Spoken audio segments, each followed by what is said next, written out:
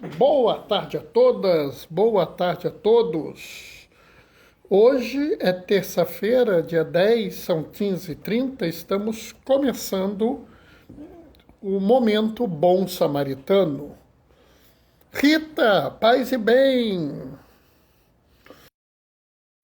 Roberto Guedes, paz e bem. Boa tarde, Rita, boa tarde, Roberto, tudo tranquilo?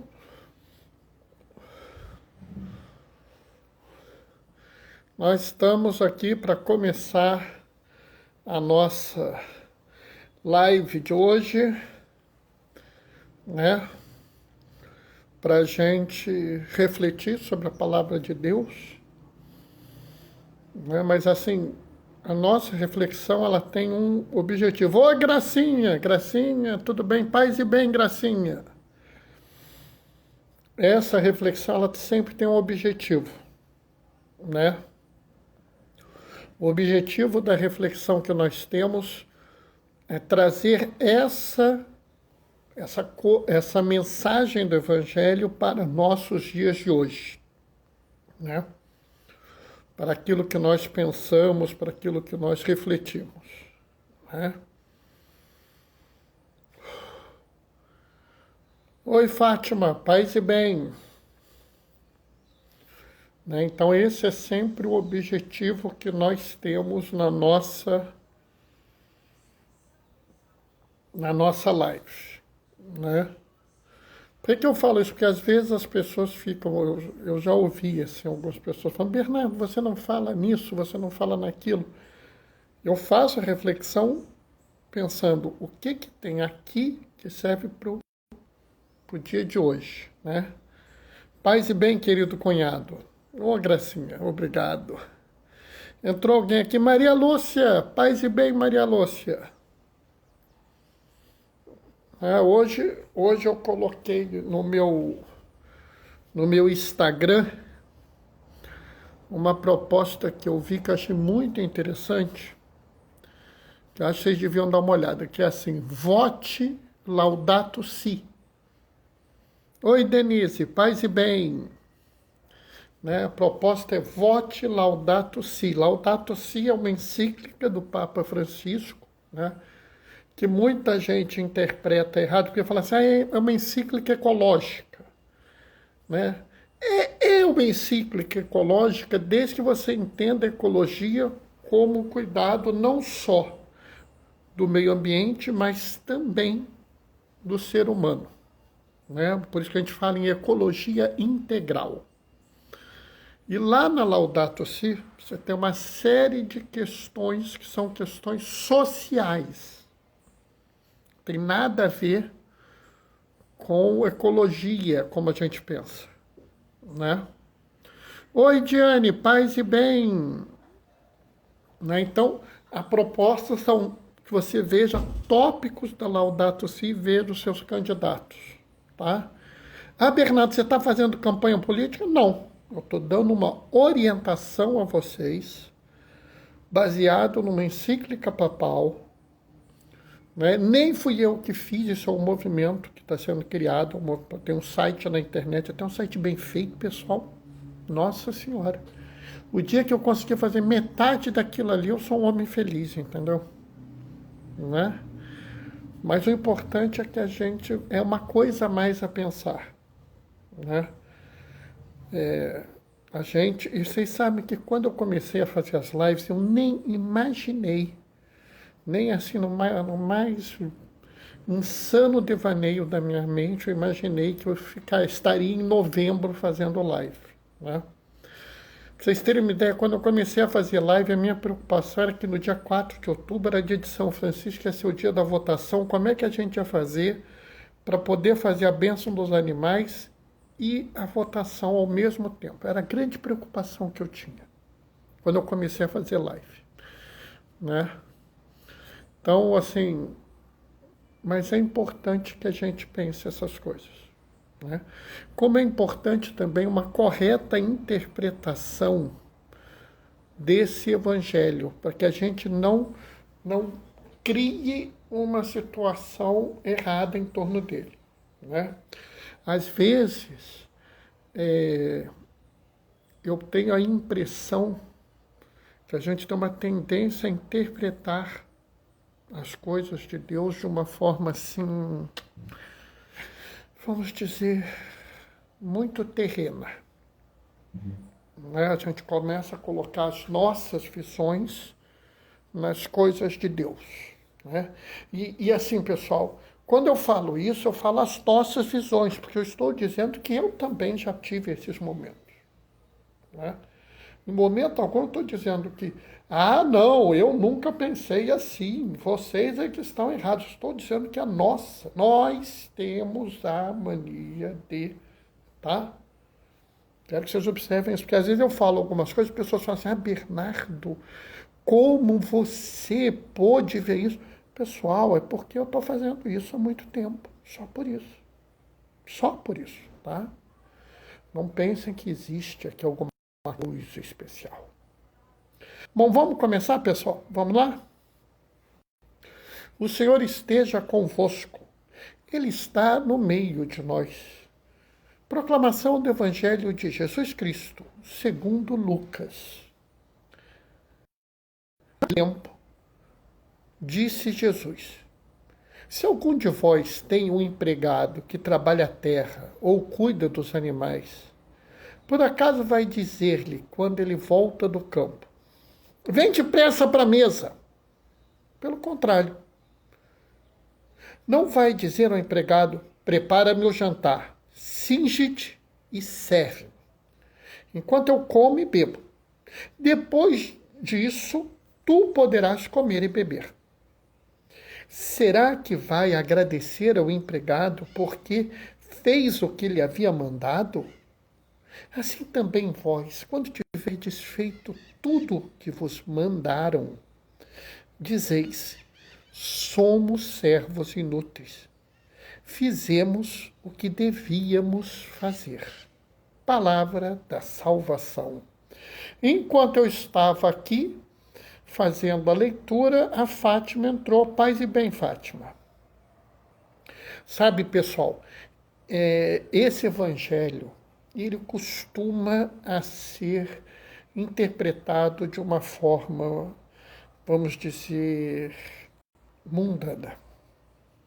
Tá? Mundana no sentido do mundo. Né?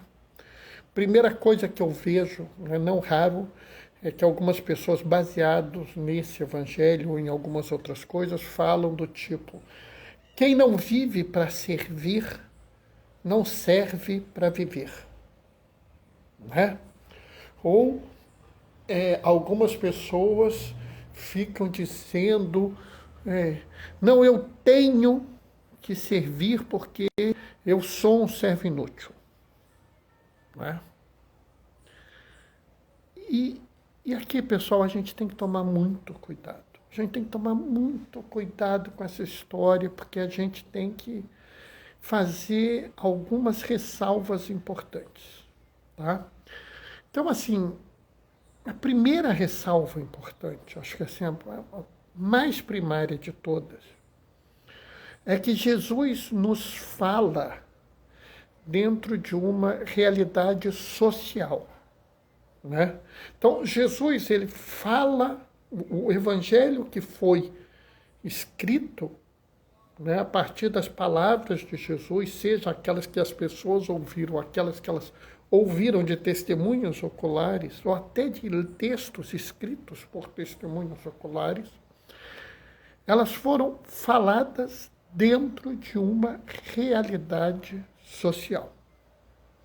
Então, na realidade social em que Jesus vivia, é absolutamente correto a existência de servos. Tá? E aqui a gente tem que tomar um cuidado muito grande para não confundir servo com escravo. Tá? Ainda mais se você está falando na época de Jesus. Tá? Ué, Bernardo, tem diferença? Tem. Tá?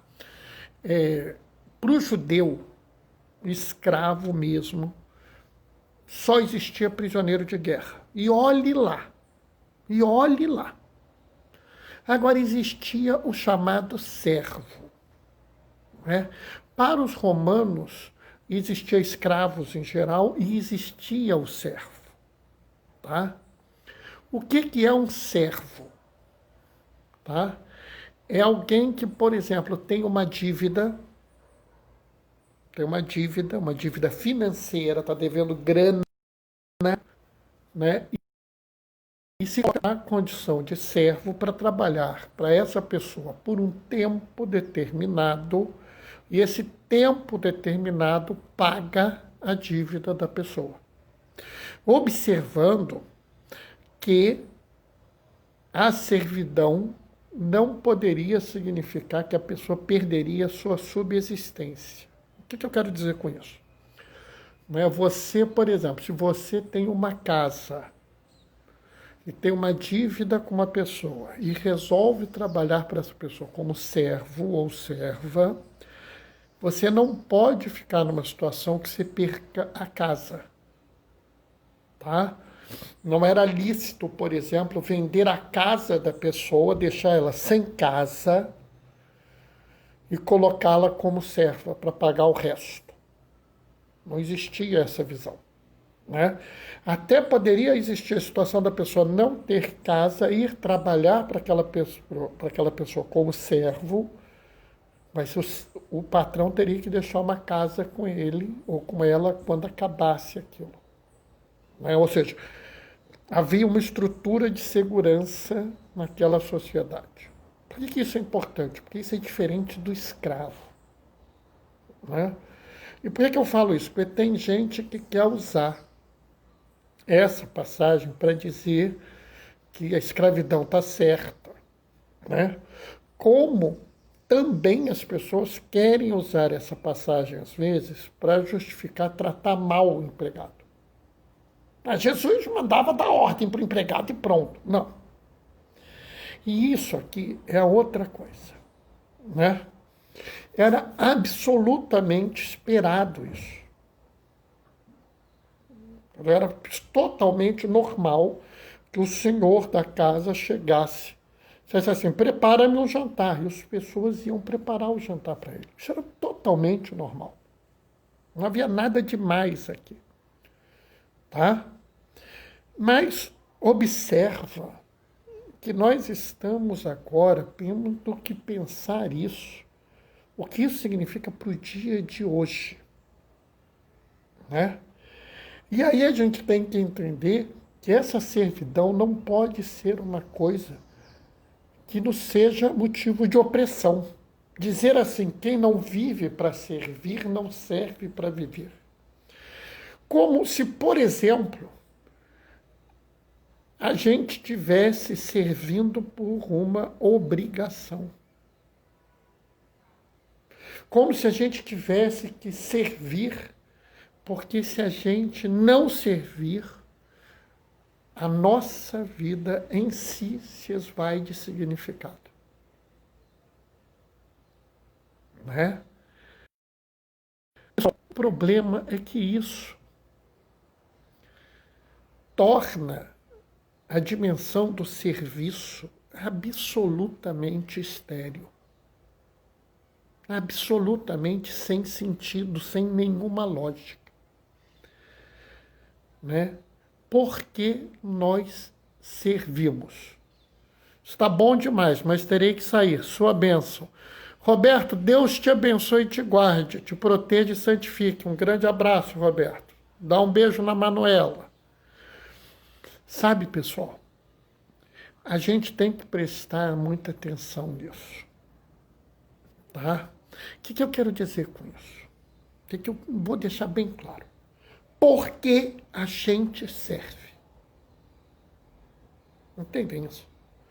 Eu me coloco a serviço das pessoas. Por quê? Eu me coloco a serviço das pessoas porque eu acho legal.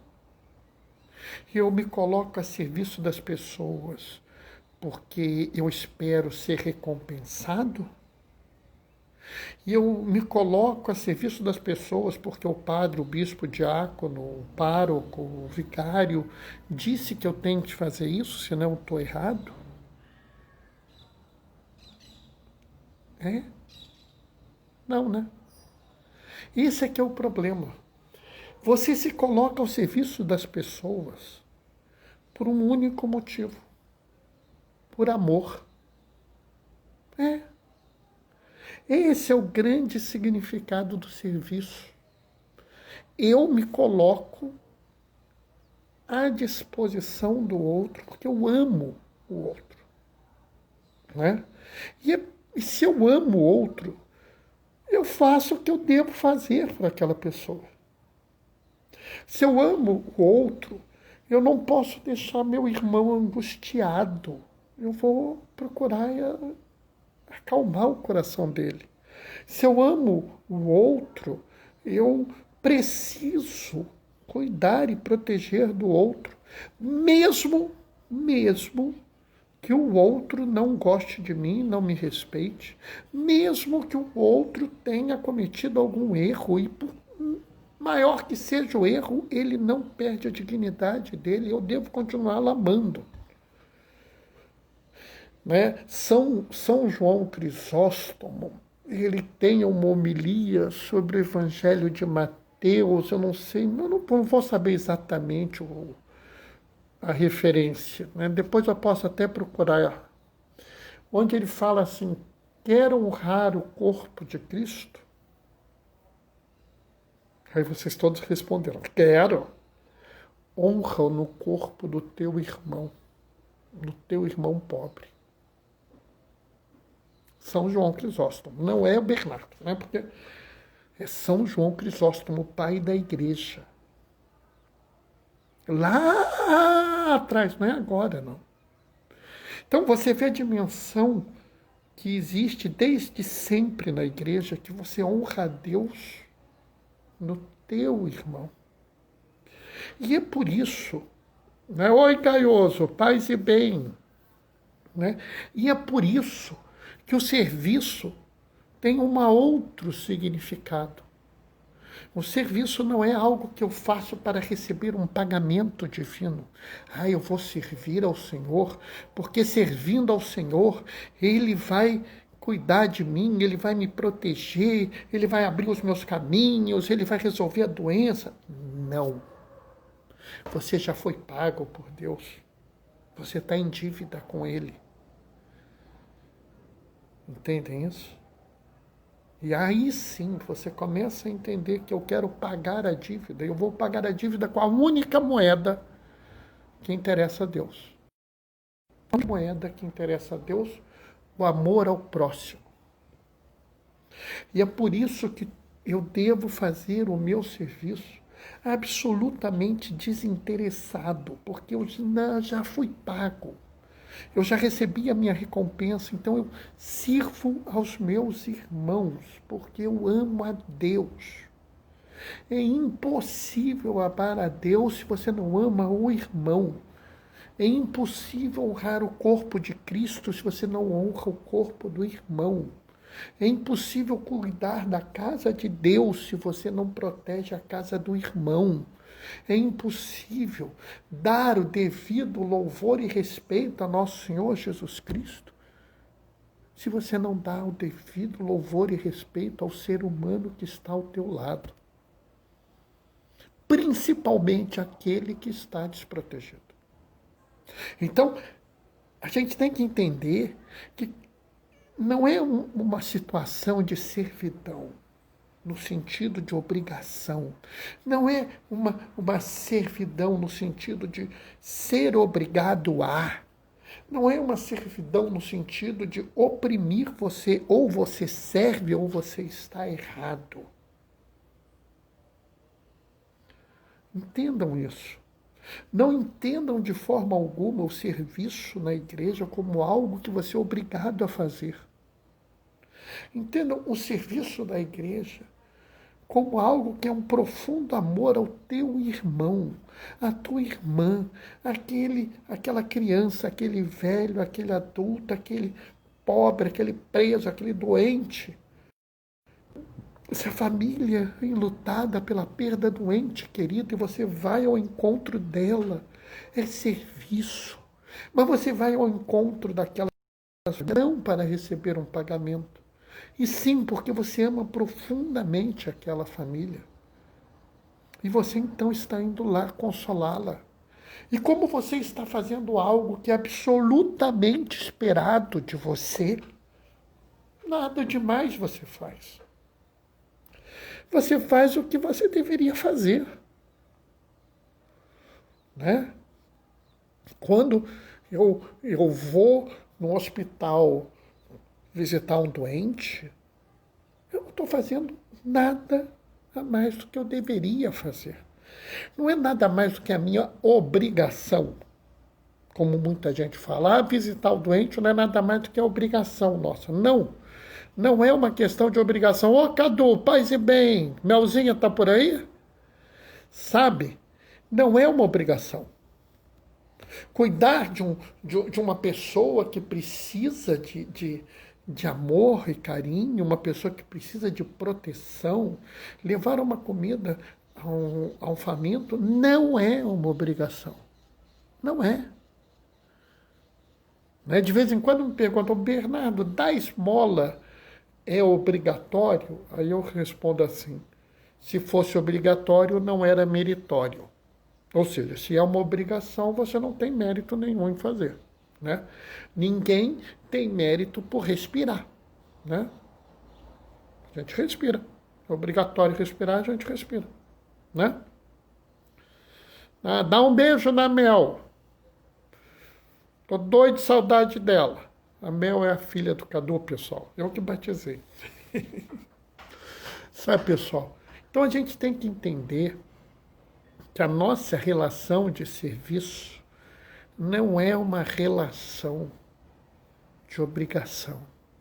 A gente faz isso porque a gente devia fazer, mas não porque é obrigado. A gente faz isso porque a gente ama aquele que precisa. Né? Aquele que está angustiado, nervoso, tenso às vezes, precisando, às vezes, sabe, a gente às vezes faz algumas coisas que é impressionante. Algumas vezes na minha vida fui ouvido. Ouvido. Cheguei lá, Bernardo, eu preciso falar com você. O que houve? Sabe, teve uma amiga minha uma vez que veio falar comigo, sem gozação, pessoal. Eu fiquei até com medo. Ô, Alexandre, tudo bem? Paz e bem, menino. Alexandre, meu colega de turma de medicina, pessoal. Sabe, pessoal, eu fiquei até assustado com essa minha amiga. Ela falou um pouco mais de uma hora, pessoal. Não parava, eu fiquei achando como é que essa mulher respira. Né? Aí quando terminou, eu falei assim, Bernardo, muito obrigado, eu estou me sentindo aliviada. Como você foi bom para mim? Eu fiquei olhando assim, mas o que eu fiz? Né? Então, assim, pessoal, vamos entender muito bem isso. Né? Quando Jesus fala aqui, que dizeis, somos servos inúteis, fizemos o que devíamos fazer, não é uma obrigação, não é algo que nos é imposto, não é algo que nós temos que fazer. Forte abraço também, Arthur. Não é algo que nós devemos fazer porque somos obrigados, porque temos uma regra, uma obrigação, nós temos que fazer porque amamos. Né? Um enfermeiro quando troca um curativo, um médico quando examina um paciente, um professor quando ensina uma matéria, né? Ele está fazendo a função social dele e ele vai ser pago por isso. Está tudo certo, tem que pagar mesmo, pagar bem, porque as pessoas merecem isso. Mas nós, quando estamos na igreja e fazemos alguma coisa por alguém, nós fazemos por amor. Qualquer outra coisa que você faça na igreja, que tenha outra paga que seja amor, que não seja amor, eu vou fazer isso porque eu vou ficar com fama, eu vou fazer isso porque vai ter um monte de seguidor, eu vou fazer isso porque eu vou ficar com um poder dentro da igreja. Pessoal, aí você me desculpa, você entendeu tudo errado. O serviço na igreja tem apenas a relação do amor. Então a gente faz o que a gente faz porque a gente devia fazer, porque a gente ama o irmão. Somos sim servos, mas não servos no sentido de escravos, não servos no sentido de oprimidos pelo Senhor. Como a sociedade quer que nós sejamos quando nos falam que quem não vive para servir não serve para viver. Quer dizer que alguém que tem uma limitação física e não consegue servir ao seu irmão não serve para viver. Quer dizer que aquele que está passando por um momento difícil na vida e não tem como ajudar o irmão, porque mal tem como sobreviver, não serve para viver. Entende? Nós somos servos porque nós sabemos que Deus nos amou de forma absoluta e Ele já nos pagou com a salvação. Então nós nos sentimos devedores dele e sendo devedores dele, queremos pagá-lo. Pagá-lo com a única moeda possível de pagar a Deus. A única moeda possível de pagar a Deus é o amor por cada irmão e cada irmã que nós encontrarmos por aí afora. Bom, pessoal, isso é o que eu tinha para falar hoje. Amém. Não sei aí se alguma coisa que eu falei, vocês não gostaram, se alguma coisa que eu falei vocês querem dar uma opinião, se vocês acham que eu falei um monte de besteira, Se vocês querem acrescentar alguma coisa, toda contribuição é sempre bem-vinda, Então, assim, quem quiser dar uma olhadinha, dá uma fala, dá uma opinião, tá? Como eu falei no primeiro momento, vou falar de novo, as duas Fátimas deram amém com mãozinha de oração. Fátima falou assim, foi maravilhoso. Que bom, Fátima, que bom. Como eu falei no início, eu vou falar de novo. Dá uma olhada no meu Instagram, porque eu estou apoiando uma iniciativa que é Vote Laudato Si. Não fui eu que fiz, não, porque eu não tenho competência para isso, tá? Mas a Laudato Si é uma encíclica da doutrina social da Igreja e as pessoas selecionaram 9 pontos. Eu olhei os 9 pontos, achei que estão todos certíssimos, então estou apoiando. Tá? Vocês deem uma olhada lá, porque é tudo baseado numa encíclica papal, é parte da doutrina da Igreja. Acho que vale a pena vocês darem uma olhada. Tá? Hoje eu tenho a felicidade de ver o Alexandre aqui. Alexandre é um grande amigo meu, você é uma pessoa que eu tenho um profundo assim, amor, admiração, vocês não têm ideia. Fátima, sempre aprendendo com você. Fátima, como eu falo, Fátima, assim, não é nada demais. Vamos entender isso. Eu tenho uma formação específica que eu recebi na escola diaconal. Eu tenho uma formação que é o círculo bíblico, que eu fiz durante muito tempo.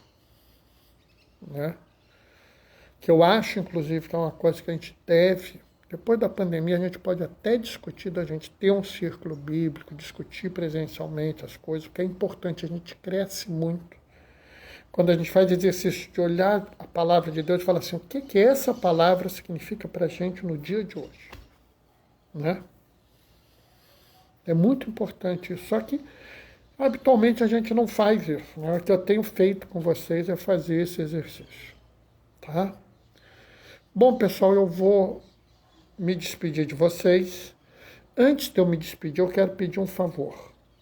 Quem puder, dar um pulinho no blog do Gaioso, Diaconia da Palavra, blogspot.com, tá? O Gaioso, ele escreve uma reflexão todo dia. Eu não sei como é que ele tem paciência para isso, tá? Mas ele faz. Então, dá um pulinho lá no blog do Gaioso, Diaconia da Palavra, blogspot.com, e vai lá ver o que ele escreveu. Tá? É sempre bom vocês verem mais de uma fonte, mais de uma visão, tá? A gente cresce, quando a gente vê mais de uma visão. Fátima, amém. Estou sentindo falta do estudo bíblico. Não, Fátima, por enquanto você vai fazendo que nem eu estou fazendo. Lê todo dia de manhã e pensa, o que esse evangelho diz para mim hoje? Aí depois você vem para a live que a gente debate. Graça, você é um abençoado por Deus, por toda essa dedicação. Ah, Gracinha, sabe assim, é interessante, né? Eu sinceramente, eu falo que eu já não sei mais como é que está esse negócio da live. Ela está indo, né? A culpa dessa live é do Cadu, que está aqui, tá? O Cadu que está assistindo a live, ele é o culpado da live. Porque até hoje eu não me esqueço o dia que eu estava conversando com ele, falei assim, eu sinto falta de fazer homilia. Aí o Cadu, faz uma live. Se não fosse por ele, não tinha live, tá? Então vocês têm que agradecer ao Cadu, né? O Gaioso lembrou muito bem, aqui é um círculo bíblico, é verdade, o Gaioso está certo, aqui é um círculo bíblico, né? E é a função do diácono, né? É um dos munos, né? Um dos papéis do diácono na igreja é a palavra, né? E assim, pessoal, não é invenção de moda, não. Sabe que é um diácono, um tal de Filipe, que ele se encontrou com um eunuco, né? E falou assim, você está entendendo o que você está lendo, rapaz? Né? E o eunuco fala assim, como eu vou entender se ninguém me explica? Né? Graciele está agradecendo a você, Cadu. Ela está falando assim, obrigado, Cadu. Né? Achei que ia durar uns 15 dias, tem 8 meses. Não, eu achava que ia durar uns 30 dias, Cadu, 45 no máximo. Mas é por aí mesmo, né? A gente está aqui para isso, né? Enquanto a gente estiver nessa situação, eu garanto que vai ter live. Todos os dias, em todas as situações. Quando não tiver, é porque aconteceu uma coisa assim fora do normal, tá, pessoal? Eu vou me despedir, vou deixar minha bênção, tá? E vou pedir que a gente sempre faça esse exercício, tá? Né? Vamos tocar em frente, pessoal. Não vamos desanimar, não vamos nos desesperar, né? A vacina da Pfizer teve um resultado, ainda que muito bom, né? A vacina da Oxford continua funcionando em pesquisa, né? A vacina da Coronavac, né? Eu acabei de saber que a morte foi por suicídio, então não tem nada a ver com a vacina. Então, a vacina está surgindo, né? Já estamos na 3ª temporada da live. Pior que é verdade, né? Daqui a pouco a gente vai fazer assim uma série, né? Eu estou começando a pensar o que eu vou fazer, né? O YouTube já não deve aguentar mais os meus vídeos, ele já deve estar assim perturbado comigo, né? O que é importante, pessoal, é que a gente está vencendo isso, né? A gente tem que entender que Deus nos deu a graça da ciência, né? Todo conhecimento vem de Deus e Ele nos deu a graça da inteligência, a graça da ciência para nos socorrer neste momento, né? Vamos rezar muito para que a ciência nos traga essa graça atual, essa bênção de vencer mais esse problema, né? Como eu disse no 3º domingo da quaresma desse ano, eu falei assim, essa doença não vai nos vencer. Não é a primeira nem a última vez que nós vamos enfrentar uma epidemia. O importante é que nós vamos enfrentar como aqueles que seguem Jesus. Bom, pessoal, vou me despedir. O Senhor esteja convosco, Ele está no meio de nós. Por intercessão de São Sebastião, protetor contra as pragas, desça sobre vós e permaneça para sempre a bênção do Deus Todo-Poderoso e cheio de misericórdia, Ele que é Pai, Filho e Espírito Santo. Aqueles que podem, fiquem em casa. Os que não podem, se cuidem. Todos vamos usar máscaras, tá? Isso vai passar e nós vamos nos encontrar de novo. Tchau, tchau, pessoal. Glorifiquem o Senhor com a vossa vida. Vão em paz, que o Senhor vos acompanhe. Até amanhã às 15h30. Abração.